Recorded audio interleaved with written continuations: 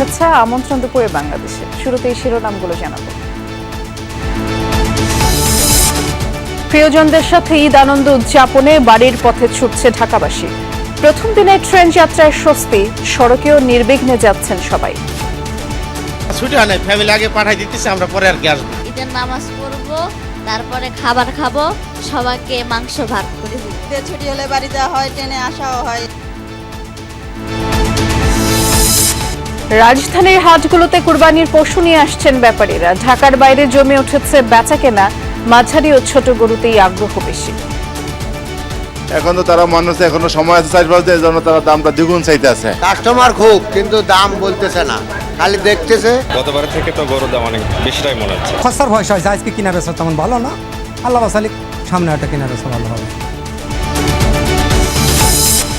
নজরুল জন্মজয়ন্তীর অনুষ্ঠান উদ্বোধনে ময়মনসিংহের পথে প্রধানমন্ত্রী। ত্রিশালে খাল পুনর্খনন ছাড়াও যোগ দেবেন সাংগঠনিক সভায়। ডিএনএ রিপোর্ট পেলে ঈদের আগে রামিসা ধর্ষণ ও হত্যা মামলার চার্জশিট দ্রুত বিচার শেষ করতে প্রতিশ্রুতিবদ্ধ সরকার।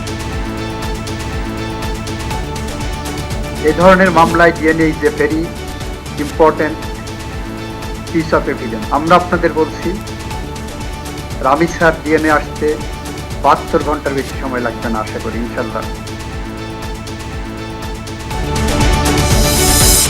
হামের প্রাদুর্ভাব কমার লক্ষণ নেই। 4 জেলায় উপসর্গ নিয়ে আরো 7 শিশুর মৃত্যু। হাসপাতালে বেড়েই চলেছে রোগীর ভিড়। বড় রাজস্ব লক্ষ্য নিয়ে আসছে নতুন সরকারের প্রথম বাজেট। অভ্যন্তরীণ আয় না বাড়লে ব্যাহত হবে উন্নয়ন কর্মকাণ্ড। এনবিআরকে কার্যকর করতে সংস্কারের তাগিদ। গ্রিন কার্ড পেতে যুক্তরাষ্ট্রের নতুন কড়াকড়ি। আবেদনের জন্য মাতৃভূমিতে ফিরতে হবে অস্থায়ী বসবাসকারীদের। বিপাকে পড়বেন বিদেশি শিক্ষার্থী ও কর্মীরা।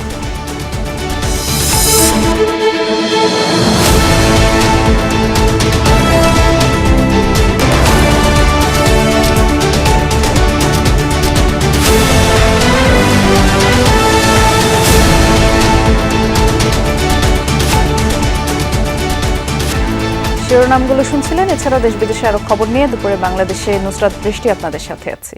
প্রিয়জনদের সাথে ঈদ আনন্দ উদযাপনে বাড়ির পথে ছুটছেন নগরবাসী। ঈদযাত্রার প্রথম দিন সকালে কমলাপুর রেলওয়ে স্টেশন থেকে যাত্রীরা নিজ নিজ গন্তব্যস্থলে রওনা দেন। প্রতিটি প্ল্যাটফর্মে ঘরমুখো মানুষের পদচারণায় মুখর।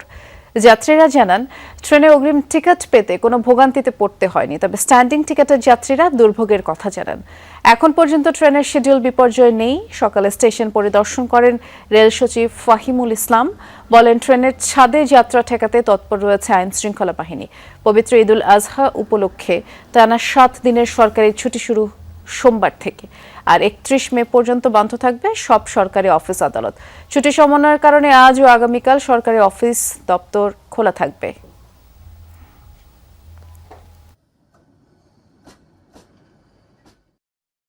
নানু বাসায় গিয়ে ঈদে অনেক মজা হবে।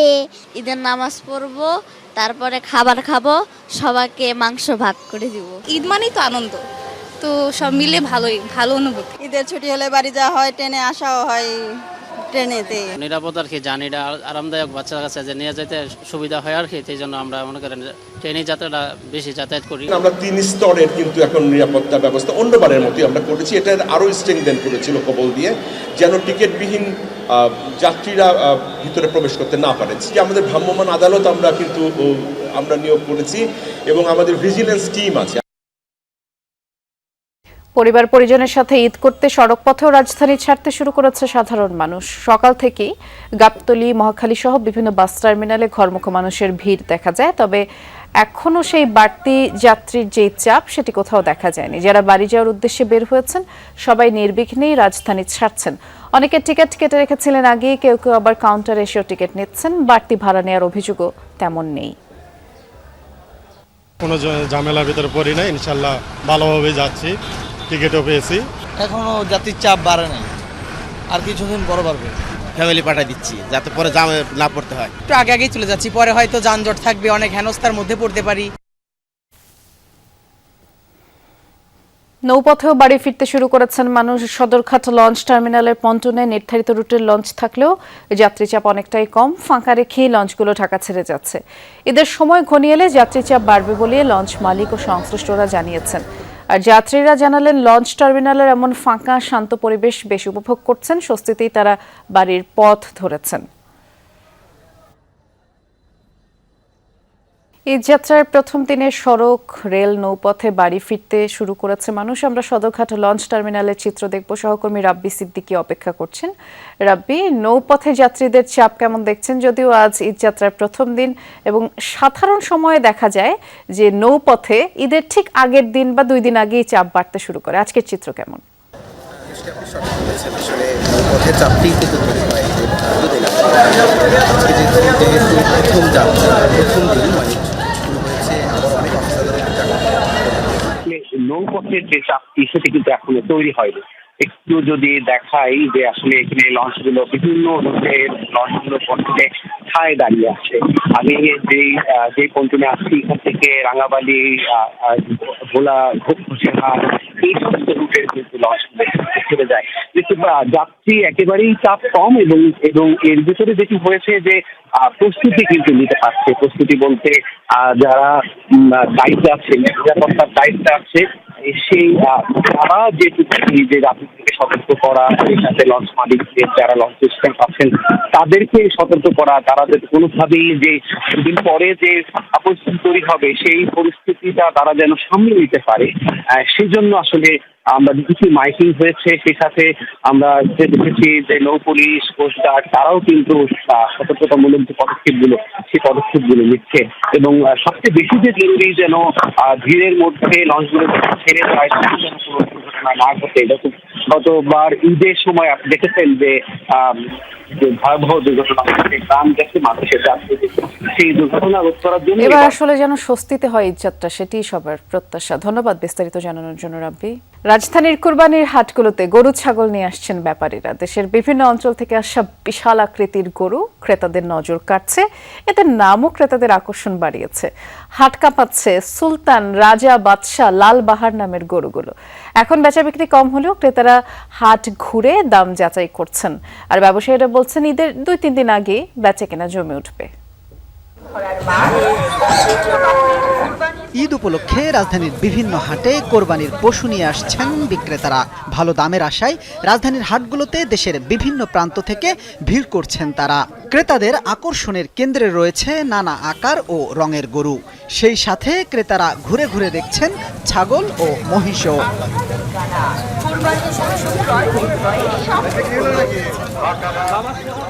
আজ থেকে আনুষ্ঠানিকভাবে শুরু হয়েছে রাজধানীর কোরবানির পশুর হাটের বেচাকেনা।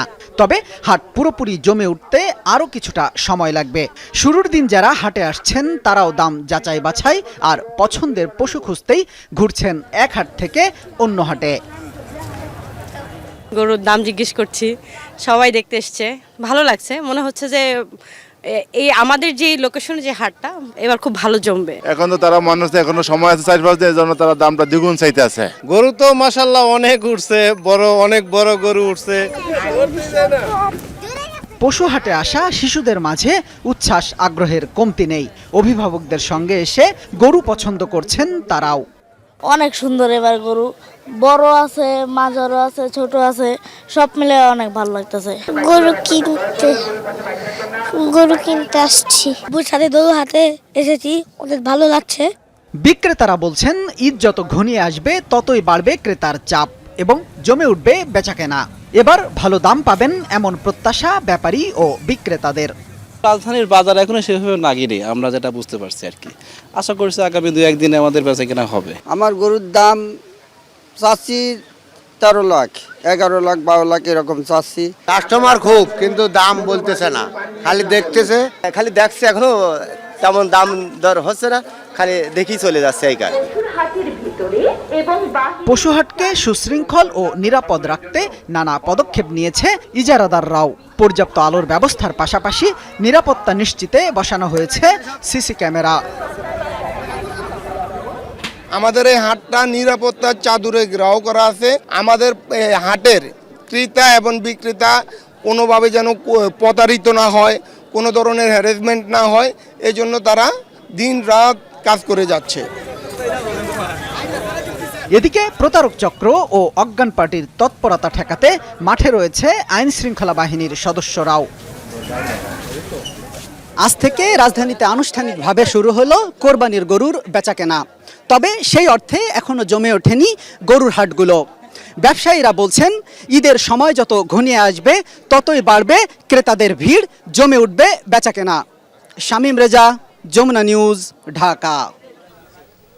সারা দেশেই পশুর হাটগুলো জমে উঠেছে কোরবানি ঈদকে সামনে রেখে। এবারও বড় গরুর চেয়ে মাঝারি এবং ছোট আকারের গরুর দিকেই ক্রেতাদের আগ্রহ বেশি। দাম নিয়ে পাল্টাপাল্টি অভিযোগ ক্রেতা বিক্রেতাদের তো আছেই। দু একদিনের মধ্যে বেচা বিক্রি আরও বাড়ার আশা করছেন সংশ্লিষ্টরা। চুয়াডাঙ্গা জেলার হাটগুলোতে এখন ক্রেতা বিক্রেতাদের হাঁকডাকে মুখর। বেলা গড়াতেই হাটগুলোতে বাড়ছে মানুষের ভিড়। ক্রেতা বিক্রেতাদের দর কষাকষি সব মিলিয়ে জমে উঠেছে কোরবানির পশুর হাট। হাটে ক্রেতাদের মূল আকর্ষণ দেশীয় জাতের ছোট ও মাঝারি গরু। বাজেটের মধ্যে পছন্দের পশু কিনছেন ক্রেতারা। দাম নিয়ে মিশ্র প্রতিক্রিয়া ক্রেতা বিক্রেতাদের। গতবারের থেকে তো গরুর দাম অনেক বেশিটাই মনে হচ্ছে, এখনো তো গরু কেনা হয়নি। রেট একটু বেশি, অনেক দাম করতেছে, অনেক কেউ দাম কম কয়, কেউ দাম বেশি কয়। প্রাণী সম্পদ বিভাগ বলছে এবার চাহিদার চেয়ে ৭১,০০০ বেশি পশু রয়েছে চুয়াডাঙ্গায়। স্থানীয় চাহিদা মিটিয়ে উদ্বৃত্ত পশু যাচ্ছে দেশের অন্যান্য অঞ্চলে। হাটে পর্যাপ্ত গরুর সরবরাহ আছে।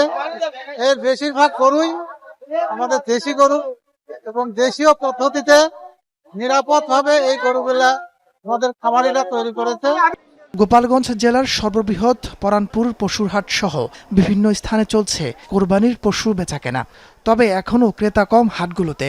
ঈদের কিছুদিন বাকি থাকায় অনেকেই হাটে আসছেন দাম যাচাই করতে। খসার ভয় হয়, আজকে কিনা বেচা তেমন ভালো না, আল্লাহ বাসালিক সামনে একটা কিনা বেচা ভালো হবে। সামথিং 5 মণ একটা গরু হবে, সেটা 2,50,000, 2,60,000 এরকম দাম যাচ্ছে, কিন্তু আসলে তো এরকম দাম নাই। জেলায় এবার স্থায়ী ও অস্থায়ী হাটের নিরাপত্তার পাশাপাশি পশুর স্বাস্থ্য পরীক্ষার জন্য রাখা হয়েছে মেডিকেল টিম। প্রতিটা কুরবানির হাটে আমাদের মেডিকেল টিম থাকবে। কোনো গরু যাতে অসুস্থ হলে যাতে দ্রুত সে চিকিৎসা সেবা পেতে পারে সেভাবেও আমার ব্যবস্থা নিচ্ছে। প্রতিটা হাটেই এই ব্যাংকের প্রতিনিধিরা থাকবে যাতে জাল টাকার কোনো সমস্যা না হয়। এদিকে ভোলার বেশিরভাগ হাটে প্রাণী সম্পদ বিভাগের ভেটেরিনারি টিম না থাকার অভিযোগ উঠেছে। এতে কৃত্রিম উপায়ে মোটাতাজা করা ও অসুস্থ পশু বিক্রির আশঙ্কা করছেন ক্রেতারা। কিছু গরু আছে মনে করেন যেগুলো ইঞ্জেকশন দেওয়া থাকতে পারে বা ইয়া থাকতে পারে, এগুলো আমরা তো জানবো না সাধারণ পাবলিক। তবে মনে হয় যেন এখানে প্রাণী সম্পদের কোনো লোকজন থাকলে আমাদের জন্য বেটার হইতো। এখানে কোন গরুটা সুস্থ এবং কোন গরুটা অসুস্থ আমরা কিন্তু আমরা জানি না। আমরা সাধারণ মানুষ এখানে খুবই বিভ্রান্ত। আমাদের টিম আছে 24টা। এমনও হবে যে আমি 24টার বাজার আমি করতে পারবো, একদিনে কাভারেজ করতে পারবো। আবার অফিসেরও কাভারেজ করতে গেলে দেখা যাবে যে আবার প্রত্যেকটা অফিসে একটা টিম রেখে বাকি টিমগুলোকে আমি পাঠাবো। তাহলে 15 থেকে 16টা টিম ভেটেরিনারি মেডিকেল টিমে আমি কাভারেজ যদ্দূর করতে পারি। ভোলার 7 উপজেলায় এবার হাট বসেছে প্রায় শতাধিক। তাপস সরকার, যমুনা নিউজ। এবারে একটি কুরবানির পশুর হাট থেকে আপনাদেরকে ঘুরিয়ে আনবো। রাজশাহীতে যাচ্ছি, সহকর্মী তারেক মাহমুদ অপেক্ষা করছেন।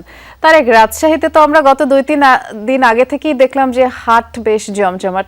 বেচা কেনা কেমন দেখছেন? বিশেষ করে দাম নিয়ে ক্রেতা বিক্রেতা উভয় পক্ষ কি বলছেন তাও জানতে চাই। হাটে পশুর সরবরাহ সেটি কিন্তু বৃদ্ধি পেয়েছে এবং এখন পর্যন্ত কিন্তু বেচাকেনা শুরু হয়েছে, কারণ ঢাকার যারা ব্যাপারী রয়েছেন, চিটাগাংয়ের ব্যাপারী যারা রয়েছেন তারা আসতে শুরু করেছেন। এবারেও স্থানীয় যারা ব্যাপারী রয়েছেন তারাও কিন্তু এসেছেন এবং বিভিন্ন এলাকাতে রাজশাহীর এই বানেশ্বর হাটে কিন্তু পশু সরবরাহ শুরু হয়েছে। রাজশাহীতে 3টি হাট মূলত বড় হয়, সিটি হাট, তাহিরপুর হাট এবং এই বানেশ্বর হাট। এই 3টি হাটেই আমি যতটুকু দেখতে পাচ্ছি যে এখন পর্যন্ত এই বানেশ্বর হাটে কিন্তু যে বড় ছোট মাঝারি সব সাইজের গরুই কিন্তু আসা শুরু করেছে এবং এই হাটে বড় সাইজের গরুর পরিমাণও কিন্তু অনেকটা বেশি। সে কারণে এই হাটে চিটাগাং, ঢাকা এবং অন্যান্য বিভাগের যারা ব্যাপারী রয়েছেন তারা আসেন এবং গরুগুলো কিন্তু এখান থেকে কিনে দেশের বিভিন্ন প্রান্তে কিন্তু তারা নিয়ে যান এবং এই দুপুর কিন্তু বাড়তে বাড়তে বিকেলের দিকে কিন্তু এই হাটের পশুর সরবরাহ এবং ক্রেতা বিক্রেতাদের যে মুখরিত হয়ে থাকবে গোটা হাটটি।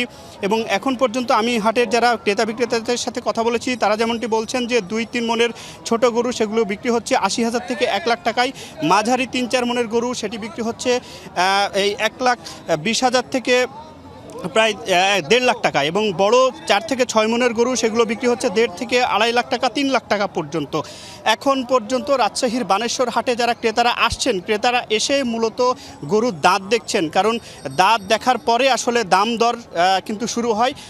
কোরবানির জন্য আসলে 2 দাঁত থেকে গরুর দেওয়ার নিয়ম, সেক্ষেত্রে কিন্তু 2 দাঁত, 4 দাঁত, 6 দাঁত, 8 দাঁত, এই মূলত 4 কোয়ালিটির যে গরুগুলো রয়েছে সেই গরুগুলোই দেখছেন, এবং বিশেষ করে ছোট মাঝারি সেই গরুগুলোর ক্রেতা সব থেকে বেশি, বিশেষ করে 2 দাঁত, 4 দাঁত, 6 দাঁতের এবং 8 দাঁতের যে গরুগুলো রয়েছে সেই গরুগুলো মূলত ঢাকা, চিটাগাং এবং অন্যান্য বিভাগের যারা এই ব্যাপারী রয়েছেন তারা কিন্তু এই গরুগুলো দেখছেন। এবং এখন পর্যন্ত আমি যতটুকু দেখতে পাচ্ছি রাজশাহীর যে বানেশ্বর হাট, এই বানেশ্বর হাটে কিন্তু গরু আসতে শুরু করেছে, ক্রেতা বিক্রেতারা তারাও কিন্তু দাম দর করছেন, তবে ক্রেতার সংখ্যা এখন কিছুটা কম।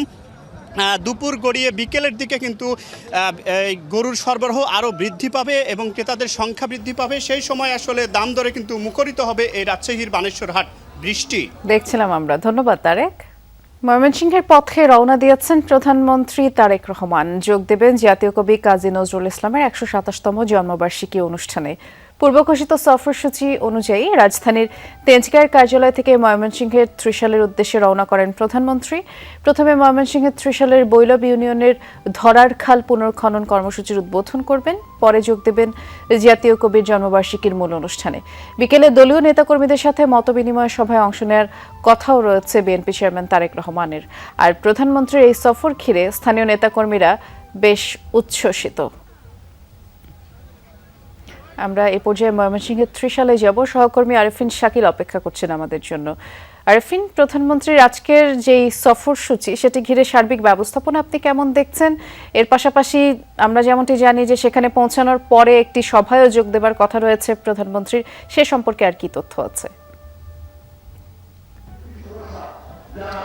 বৃষ্টির সার্বিক যে প্রস্তুতি, সেই প্রস্তুতি সম্পন্ন করা হয়েছে। প্রধানমন্ত্রী খানিক বাদে আসবেন, হয়তো 20 থেকে 30 মিনিটের মাথায় তিনি এসে হাজির হবেন, এবং এরই মধ্যে যে ধরার খাল পুনর্খনন করবেন সেইখানে কিন্তু যে ব্যবস্থাপনা সেটি সম্পন্ন করা হচ্ছে। তার পাশেই একটি খালি জায়গায় সেখানে কিন্তু একটি সমাবেশের জনসভার আয়োজন করা হয়েছে, যেখানে প্রধানমন্ত্রী বক্তব্য রাখবেন। এবং তার বাবা শহীদ রাষ্ট্রপতি জিয়াউর রহমান তিনিও কিন্তু ঠিক এই ধরার খালের এই জায়গায় খাল খননের কার্যক্রম শুরু করেছিলেন। ঠিক একই জায়গায় তার ছেলে তারেক রহমান, যিনি বর্তমানে বাংলাদেশের প্রধানমন্ত্রী, তিনিও সেই খাল খনন কর্মসূচির উদ্বোধন করবেন।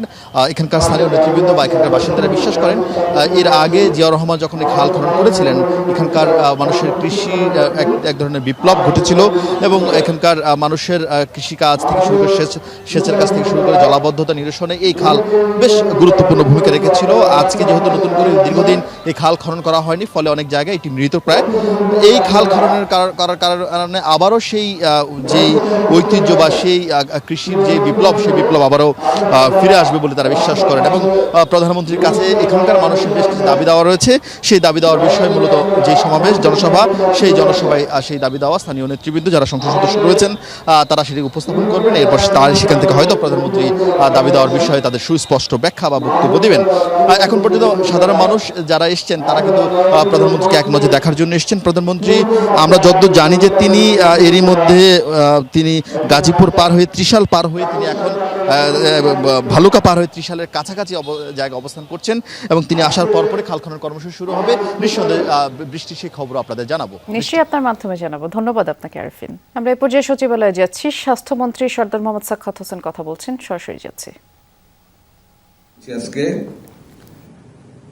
9টি হাসপাতালে 27টি নেবুলাইজার দিচ্ছি, 27টি হসপিটালে নেবুলাইজার দিচ্ছি, 9টি হসপিটালে 27টি নেবুলাইজার, 7টি হসপিটালে 11টি ভেন্টিলেটর, আরো 9টা হসপিটালে আমরা 27টা দিচ্ছি অক্সিজেন ফ্লো মিটার, আর 1 লাখ ফ্লুইড দিচ্ছি আমরা কয়টা হসপিটালে, 6টা হসপিটালে 1 লাখ ফ্লুইড দিচ্ছি as advanced preparation to fight against dengue.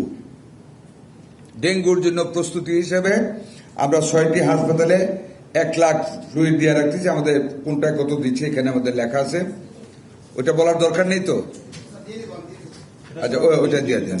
হ্যাঁ, 6টা হাসপাতালে ডেঙ্গুর প্রতিরোধের জন্য আমরা 1 লাখ ফ্লুইড আমরা along with the auxiliary things আমরা দিয়ে দিচ্ছি। এটাই আজকের দিনে আপনাদেরকে আমার জি আরো কিছু ওনারা নগদ অর্থ দিচ্ছেন আমাদের গরিব রোগীদেরকে হসপিটালে সহযোগিতা করার জন্য। আমরা 10,000 করে টাকা দেব 400 রোগীদেরকে। আমরা 600 রোগী আমরা গরিব রোগী বিভিন্ন হসপিটালে আইডেন্টিফাই করে ডাইরেক্টর সাহেবের অনুমোদন নিয়ে উনি যে সিলেক্ট করে ওনারা ওনাদের নিজেদের হাত দিয়ে আমাদের 400 গরিব রোগী যারা হামে আক্রান্ত তাদেরকে 2,500 স্যার, মোট 2,500 রোগীকে দিব। 2400 রোগীকে আমরা 10,000 করে টাকা দিব। 2400 রোগীকে 10,000 করে মোট কত টাকা হয়? 2400 ইন্টু 10,000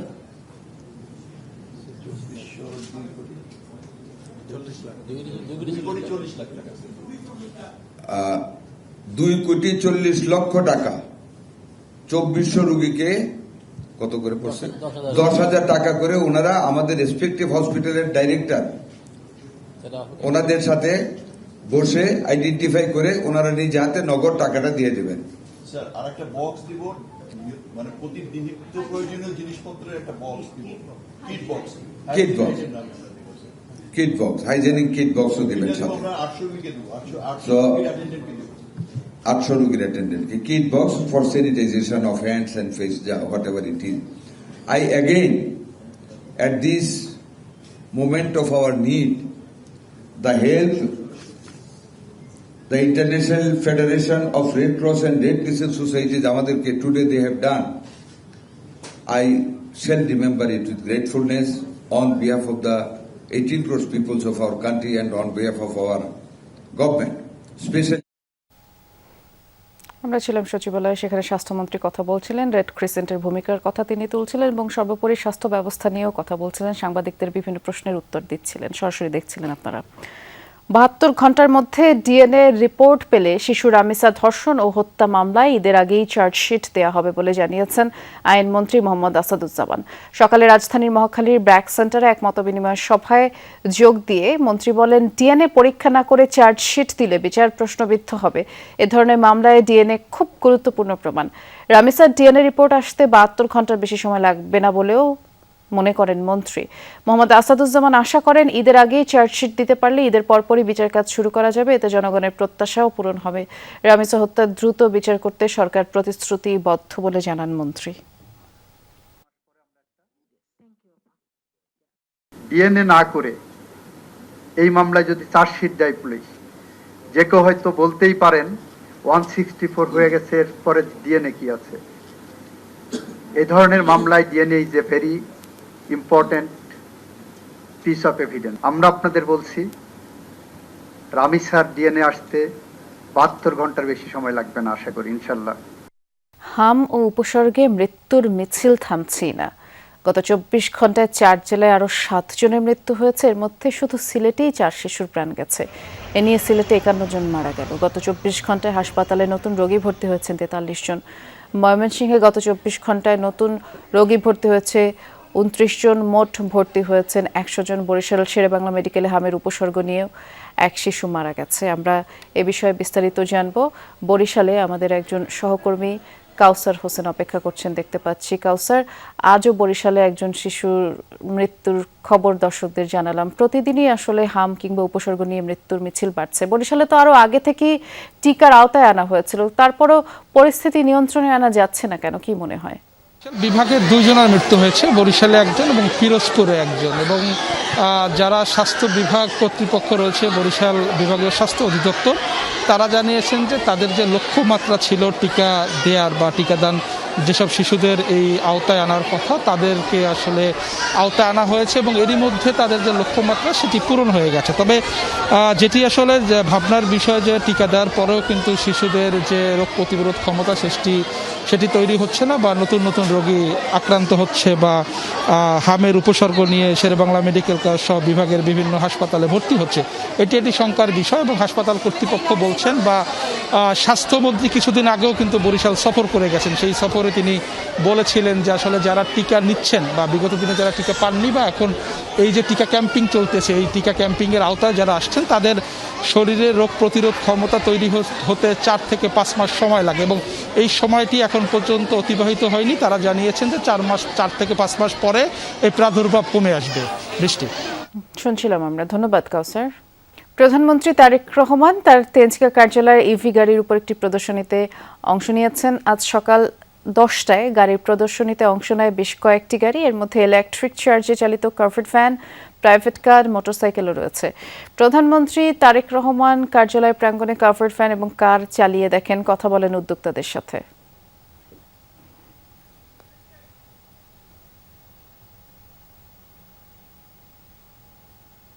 বিশ্বের 38টি দেশে একযোগে অনুষ্ঠিত হলো আন্তর্জাতিক half marathon one run. Russian hero লিগের এই বৈশ্বিক উদ্যোগের অংশ হিসেবে ঢাকার হাতিরঝিলেও এই প্রতিযোগিতা হচ্ছে। গেম প্লে লিমিটেডের ব্যবস্থাপনায় ঢাকায় টানা দ্বিতীয়বারের মতো অনুষ্ঠিত এই আয়োজনে অংশ নেন বাংলাদেশ সহ বিভিন্ন দেশের 1000-এর বেশি দৌড়প্রেমী, এবং বিশ্বব্যাপী 2.5 লক্ষাধিক মানুষের সাথে একই দিনে একই স্লোগানে অনুষ্ঠিত হলো এই হাফ ম্যারাথন। রাতের শেষ ভাগ, রাজধানীর বেশিরভাগ মানুষ তখনও গভীর ঘুমে মগ্ন, কিন্তু আয়েশি নিদ্রা ছেড়ে রাজধানীর হাতিরঝিলে জড়ো হয়েছেন হাজারো দেশি বিদেশি মানুষ। আন্তর্জাতিক হাফ ম্যারাথন ওয়ান রানের ব্যানারে তারা দৌড়ালেন সুস্বাস্থ্যের জন্য। দৌড় বিশ্বের বিভিন্ন দেশের মানুষের মধ্যে সেতুবন্ধন হিসেবে কাজ করে, সেই বার্তাই দিলেন তারা। আয়োজকরা জানান, রাশিয়া, চীন, ব্রাজিল, সার্বিয়া, মালয়েশিয়া, নেপাল ও থাইল্যান্ড সহ বিশ্বের 38টি দেশে একই দিনে আয়োজন করা হয়েছে এই ম্যারাথন। রাশিয়ান হিরো লিগের এই উদ্যোগে বিশ্বের 2.5 লক্ষাধিক দৌড়বিদকে একত্রিত করা হয়েছে। 2017 থেকে চলে আসা এই বৈশ্বিক আয়োজনের অংশ হিসেবে দ্বিতীয়বারের মতো অংশ নিল Bangladesh.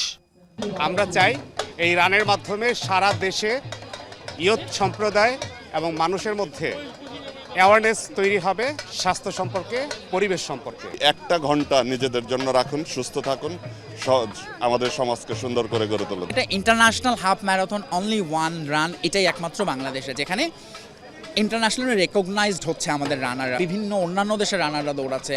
So it's a huge opportunity of diplomacy for Bangladesh. 21.1 kilometre দৌড়ের মধ্য দিয়ে শুরু হয় প্রতিযোগিতা। পরে ক্রমান্বয়ে 10 কিলোমিটার, 5 কিলোমিটার দৌড়ে অংশ নেন প্রতিযোগীরা। শিশুদের জন্য রাখা হয় 1 কিলোমিটার ফান দৌড়। অংশগ্রহণকারীরা জানালেন, সুন্দর জীবনযাপনে বিকল্প নেই দৌড় ও ব্যায়ামের। ঢাকা শহরের যে অবস্থা, আমাদের কিন্তু কোনো ফিজিক্যাল অ্যাক্টিভিটিস করার কোনো কিছু থাকে না নর্মালি। সো এই ফেসিলিটিসটা আমরা এখানে পাচ্ছি অন্তত সপ্তাহে একদিন। আমি বাবার সাথে আসলাম, বাবার সাথে দৌড়াইতে আসলাম। অনেকে জিম করা ট্রাই করে, অনেকে ওয়ার্কআউট করা ট্রাই করে, বাট অনেক সময় ব্যস্ততার কারণে করতে পারে না। সো আই গেস উইকেন্ডে একটা দিন এই টাইমগুলো আমরা বের করতে পারি। আমার হাজবেন্ড মূল সাপোর্টার, তার অনুপ্রেরণায় আমি আজকে রান করতে পেরেছি। Running is something very special. This is really in positive sense it's an addiction. দৌড় শেষে হাতিরঝিল এমফি থিয়েটারে হয় সমাপনী ও পুরস্কার বিতরণী অনুষ্ঠান। এতে প্রধান অতিথি হিসেবে যোগ দেন যুব ও ক্রীড়া প্রতিমন্ত্রী আমিনুল হক, প্রধানমন্ত্রীর কন্যা জাইমা রহমান সহ বিশিষ্টজনরা। আমরা একটি খেলা বান্ধব পরিবেশ তৈরি করতে পারি, তাহলেই আমরা আমাদের এই সামাজিক, এই পারিবারিক এবং রাষ্ট্রীয়ভাবে আমাদের এই সমাজের গুণগত পরিবর্তন আমরা আনতে পারবো। These should be encouraged more. There should be more participation of people of all abilities. People, men, women, whatever we can do to help them. এই আয়োজনের media partner Jamuna television. Tanfir Siddique Tipu, Jamuna news, Dhaka. 4 জেলায় সড়ক দুর্ঘটনায় 12 জন নিহত হয়েছে। এর মধ্যে কুষ্টিয়াতেই 5 জনের প্রাণ গেছে। সকালে কুষ্টিয়ার খোকসা উপজেলার শিমুলিয়া বাস ট্রাকের সংঘর্ষে 5 জন নিহত হন, 25 জন আহত হন। পুলিশ জানায়, রাজবাড়ী থেকে কুষ্টিয়ায় যাচ্ছিল যাত্রীবাহী একটি বাস একই দিক থেকে ছেড়ে যাওয়া বালুবাহী ডাম্প ট্রাককে ওভারটেক করে বাসটি। এ সময় অপর দিক থেকে আসা গরুবাহী ট্রাকের সাথে সংঘর্ষে যাত্রীবাহী বাসটি খাদে পড়ে যায়। ঘটনাস্থলে পৌঁছে উদ্ধার কার্যক্রম শুরু করে পুলিশ ও ফায়ার সার্ভিস। আহতদের উদ্ধার করে হাসপাতালে নিলে 5 জনকে মৃত ঘোষণা করেন চিকিৎসক।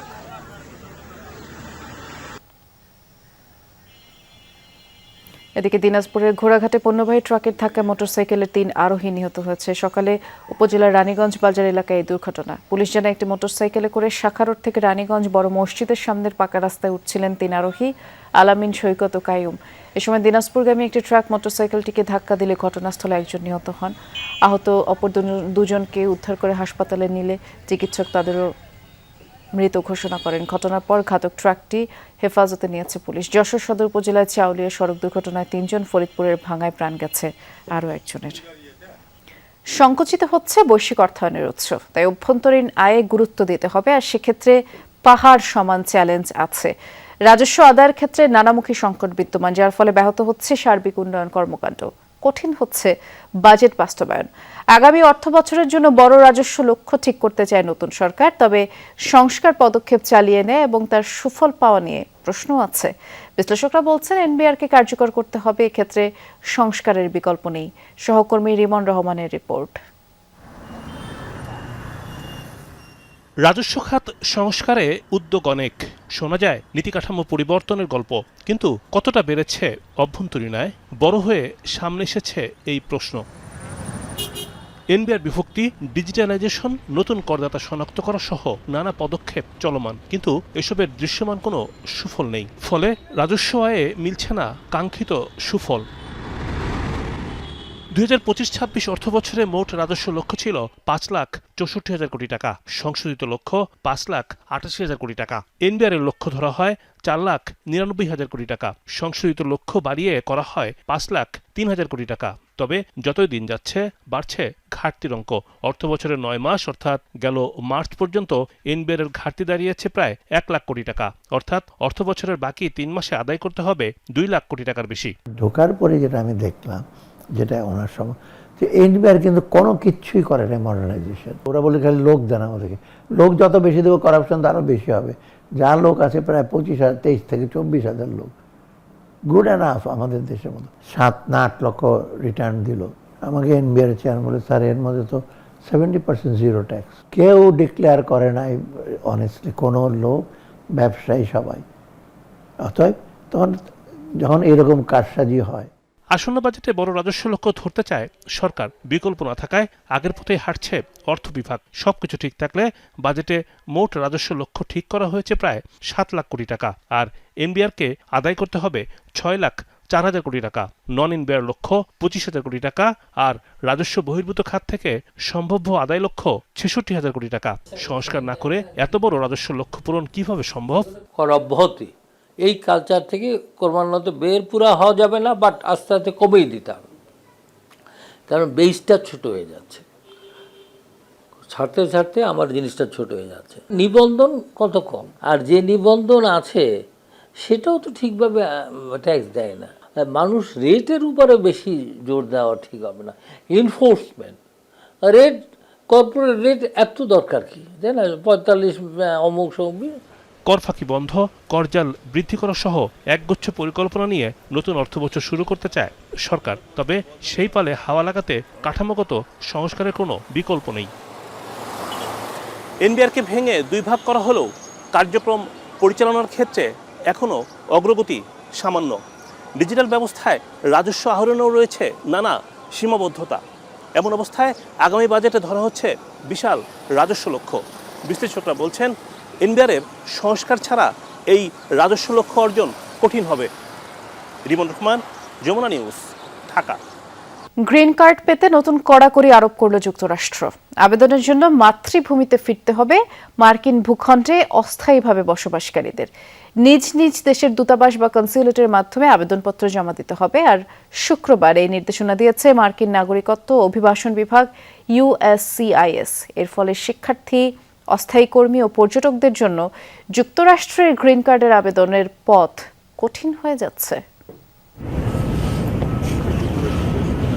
যুক্তরাষ্ট্রে অস্থায়ীভাবে বসবাসকারীদের জন্য বড় ধাক্কা। অভিবাসী নীতিমালায় আবারও নতুন বিধি যুক্ত করল ট্রাম্প প্রশাসন। যে কোনোভাবে স্বপ্নের দেশে প্রবেশ করে স্থায়ী বসবাসের আবেদনের বহুল ব্যবহৃত পথটি এখন প্রায় বন্ধ। যুক্তরাষ্ট্রের নাগরিকত্ব ও অভিবাসন বিভাগ USCIS এর নতুন নির্দেশনা, দেশটিতে সাময়িক ভিসাপ্রাপ্তদের কেউ গ্রিন কার্ড চাইলে তাকে আগে নিজ দেশে ফিরতে হবে। সেখান থেকে মার্কিন দূতাবাস বা কনসুলেটের মাধ্যমে করতে হবে আবেদন। অর্থাৎ আগে যেভাবে বিদেশি ছাত্র, পর্যটক বা অস্থায়ী কর্মীরা যুক্তরাষ্ট্রে অবস্থান করেই অ্যাডজাস্টমেন্ট অফ স্ট্যাটাস প্রক্রিয়ায় গ্রিন কার্ডের আবেদন করতে পারতেন, সেটি আর সম্ভব হচ্ছে না। কেবল ব্যতিক্রমী কিছু পরিস্থিতিতে দেয়া হবে অ্যাডজাস্টমেন্ট অফ স্ট্যাটাস সুবিধা। এখন থেকে অস্থায়ীভাবে বসবাসকারী বিদেশিরা গ্রিন কার্ড চাইলে তাদের নিজ দেশে ফিরতে হবে আবেদনের জন্য।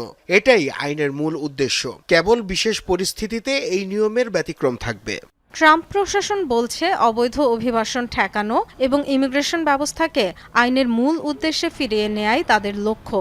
দাবি, এতে তথাকথিত লুপ হোল বা আইনের ফাঁকফোকরের সুযোগ নেয়ার প্রবণতা কমবে। বর্তমানে যুক্তরাষ্ট্রে 10 লাখেরও বেশি গ্রিন কার্ড আবেদন ঝুলে আছে। সেগুলোর কি ব্যবস্থা হবে তা জানা যায়নি। নতুন বিধি কার্যকর হলে কনসুলার প্রক্রিয়ায় দীর্ঘসূত্রতা দেখা দেবে বলে মনে করছেন বিশ্লেষকরা। সব মিলিয়ে স্বপ্নের আমেরিকায় স্থায়ী নাগরিকত্বের সুযোগ আরও দুরূহ হল। Dorothy Tasrin, Jamuna news. সরাসরি চুক্তিতে লঙ্কান প্রিমিয়ার লিগের দল জফনা কিংসের নাম লেখালেন সাকিব আল হাসান। নিজের ফেসবুক পেজে বাংলাদেশে এই তারকা অলরাউন্ডারকে নেয়ার ঘোষণা দিয়েছে দলটি। সাকিবকে টি-20 ক্রিকেটের অন্যতম সেরা পরিপূর্ণ একজন অলরাউন্ডার দাবি করে প্রশংসায় ভাসিয়েছে জফনা কিংস। আর সাবেক টাইগার অধিনায়ককে অন্তর্ভুক্ত করে দলের শক্তি আরও বাড়িয়েছে বলে জানায় ফ্র্যাঞ্চাইজিটি। এর আগে 2023 সালে এলপিএলে নাম লিখিয়েছিলেন সাকিব, আর সেই আসরে গল টাইটান্সের হয়ে মাঠ মাতিয়েছিলেন বাংলাদেশি অলরাউন্ডার। গায়ে ডোরাকাটা আকাশী নীল রং, আছে অধিনায়কের আর্ম ব্যান্ড, আর সেই সাথে আইকনিক 10 নম্বরটাও গায়ে লেপে আছে। এবং কোনো ফুটবলার কিংবা তার জার্সির কথা বলছি না, মেসিদের কোয়ার্তো তিতুলো বা চতুর্থ শিরোপা জয়ের জন্য উৎসাহ দিতে এমন ডিজাইনের বিশেষ এক বিমান বানিয়েছে আর্জেন্টিনার রাষ্ট্রীয় বিমান সংস্থা। বিস্তারিত ডেস্ক রিপোর্টে। বিশ্বকাপের সময় এমন ফুটবল উন্মাদনা বাংলাদেশের নতুন নয়। আবারও দরজায় কড়া নাড়ছে বিশ্বকাপ। আর্জেন্টিনা ব্রাজিল ভক্তরা প্রস্তুত হচ্ছে বিশ্বকাপ মহারণের জন্য। আর আর্জেন্টিনা যখন বর্তমান বিশ্ব চ্যাম্পিয়ন, তখন কথার লড়াই হোক কিংবা আয়োজন, সবকিছুতেই প্রাচুর্য থাকবে আলবিসেলেস্তাদের। সেটাই তো স্বাভাবিক। ট্রফি উঁচিয়ে বীর বেশে মেসিদের কাতার থেকে দেশে ফেরার এই চিত্রটা এখন অতীত। আবারও নতুন করে স্বপ্ন বুনতে শুরু করেছে আর্জেন্টাইনরা। এবার মিশন কুয়ার্তো তিতুলো জয়ের, অর্থাৎ চতুর্থ শিরোপা জেতার। সেই লক্ষ্যেই মেসিদের উৎসাহ দিতে দারুণ এক উদ্যোগ নিয়েছে দেশটির বিমান সংস্থা। বিশ্বকাপে আর্জেন্টিনা দলের ভ্রমণের জন্য তৈরি করা হয়েছে বিশেষ একটি বিমান। বুয়েন্স আইরেসের এজেইজা আন্তর্জাতিক বিমানবন্দরের হ্যাঙ্গার 5-এ উন্মোচিত হয়েছে আর্জেন্টিনার 2026 বিশ্বকাপের অফিসিয়াল প্লেন। এয়ারবাস A330 মডেলের এই বিমানটি পুরোপুরি সাজানো হয়েছে আর্জেন্টিনার জার্সির আদলে। বিমানের লেজে বিশাল আকারে ফুটে উঠেছে লিওনেল মেসি আর ডিয়েগো ম্যারাডোনার আইকনিক জার্সি নাম্বার 10। পুরো বিমান জুড়ে রয়েছে আর্জেন্টিনার জার্সির আকাশী সাদা ডোরা। ইঞ্জিনের উপর স্পষ্টভাবে দেখা যাচ্ছে অধিনায়কের আর্ম ব্যান্ডের চিহ্ন। 3টি সোনালি তারা উজ্জ্বলভাবে ফুটিয়ে তোলা হয়েছে সেখানে, যা মনে করিয়ে দিচ্ছে দেশটির 1978, 1986 আর 2022 সালের বিশ্বকাপ ট্রফি জয়ের কথা। এই বিমানটির মূল ভাবনা হলো চতুর্থ ট্রফি জয়ের অভিযানে ফুটবল দলের পাশে থাকা। আমাদের কোম্পানির নিজস্ব ওয়ার্কশপগুলোর যৌথ প্রচেষ্টায় এই কাজটি সম্পন্ন হয়েছে। আমরা 10 নম্বরের উপর বিশেষ জোর দিয়েছি, যা সমস্ত আর্জেন্টাইনদের কাছে অনেক বড় কিছু। এই বিমানে চেপেই আর্জেন্টিনা থেকে মেসিরা বিশ্বকাপ ক্যাম্পে অংশ নিতে প্রথম পাড়ি দেবে যুক্তরাষ্ট্রের কানসাস সিটিতে। শুধু তাই নয়, পুরো বিশ্বকাপেই মেসিদের ভ্রমণসঙ্গী হয়ে থাকবে এই বিশেষ বিমানটি। হাসিনুর রহমান, যমুনা স্পোর্টস। আর এই ছিল দুপুরে বাংলাদেশের প্রথম ঘন্টার আয়োজনে। এর পরের ঘন্টার আয়োজন নিয়ে ফিরবেন সহকর্মী শাওন দত্ত। দেখার আমন্ত্রণ রইল।